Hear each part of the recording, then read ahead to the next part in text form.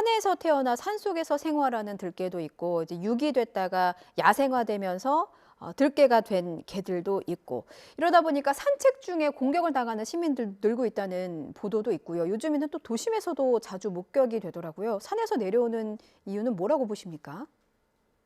사실 겨울철에 인제 들개들이 많이 못 견디고 하는 것이 처음 있는 일은 아니죠. 거의 예. 뭐 과거에 매년 겨울철 보면 비슷한 기사들이 계속 나오고 있는데, 다만 최근 들어서 이렇게 증가한 듯한 목견 사례들이 실제로 산속에 들개들 숫자가 많아져서 그런 건지, 아니면은 눈에 보이는 개체들이 많아져서 그런 건지는 사실 정확히 말하기 어려운데요. 음. 실제로 예를 들어서 2 세대들 중에서 사람과 어떤 부정적인 교류가 오히려 없었던 개체들인데 사람이 음. 주는 먹이에 익숙해졌다든지, 예. 이런 개체들 같은 경우는 특별히 사람을 따르지는 않지만 사람을 두려워하지는 않으니까, 뭐 북한산 그 등산로 입구 같은 데만 해도 이렇게 항상 있는 개들이 또 있거든요. 예. 이렇게 사람들 두려워하지 않는 개체들이 있다 보니까 사람들 눈에는 마치 되게 많아진 것처럼 또 느껴질 수도 있는데, 사실 이게 음. 들깨도 인제 거의 반야생동물이라서 어 얘네들이 왜 자주 나타나는지에 대해서는 쪼끔 이 개체군에 대한 생태적인 좀 연구가 필요한데요. 음. 아마 이 들깨 문제가 지금 10 년이 다 돼 가는데, 제가 알기로는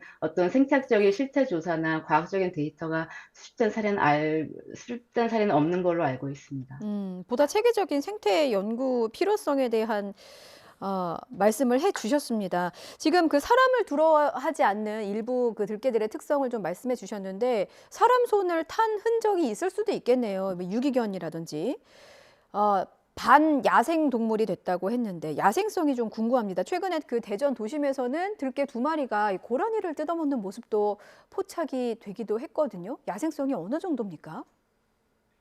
사실 뭐 지금 우리가 들개라고 칭하는 개체들이 굉장히 다양한 개들이잖아요. 예. 그래서 사실 그 개체별 차이가 굉장히 클 것이기 때문에 이 개마다 사람한테 의존하는 정도나 야생에서 생존할 수 있는 능력이 굉장히 다를 수밖에 없어서, 또 과학적으로 어떤 개의 야생성을 측정하는 그런 척도가 있는 것도 아니거든요. 그래서 음. 어떻게 뭉뚱그려서 들개 전체의 야생성은 어떻다라고 얘기하기는 굉장히 어려울 텐데, 단지 인제 반려동물한테 익숙한 사람들 눈에 이게 야생동물을 잡아먹는 들개의 모습이 굉장히 생경하게 느껴질 수는 있을 것 같습니다. 네. 그렇지만 뭐 밀렵꾼들이 이런 훈련시킨 사냥개 같은 경우도 굉장히 야생동물 잘 잡거든요. 그렇기 때문에 어떤 한 가지 잣대로 '이 개는 야생성이 심하다. 그렇지 음. 않다.'라고 얘기하기는 어렵지만, 단지 인제 산에서 자란 개들이기 때문에 우리가 일반적으로 익숙한 음. 개들과는 사람을 봤을 때 하는 행동이나 반응이 조금 다를 수는 있을 것 같습니다. 그렇군요. 지금 저희가 그 이사님 말씀하실 때 영상도 나가고 있는데 다시 한번 보여 주실래요? 그 들개들이 한두 마리가 다니는 게 아니라 이렇게 무리를 지어서